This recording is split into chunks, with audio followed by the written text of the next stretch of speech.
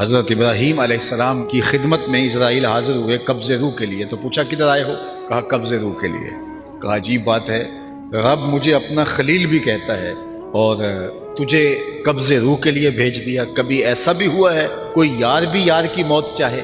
وہ مجھے خلیل کہتا ہے اور تجھے قبض روح کے لیے بھیجا، کوئی یار بھی یار کی موت چاہتا ہے؟ کہا میں تو حکم کا پابند ہوں، جا کے بارگاہ عزتی میں عرض کر دیتا ہوں۔ جبریل حاضر ہوئے، کہا مالک تیرے خلیل کے پاس گیا تھا، یہ پیغام ہے تیرے نام۔ تو کہا میرے خلیل کے پاس پھر جاؤ، میرا سلام دو اور کہنا کہ کبھی ایسا بھی ہوا ہے کوئی یار یار کو بلائے اور وہ ملنے بھی نہ آئے تو روح بے چین ہوگی۔ کہا دیر نہ کر، ابھی قبض کر دے۔ تو پھر موت بھیانک نہیں ہوتی، موت تحفہ بن جاتی ہے۔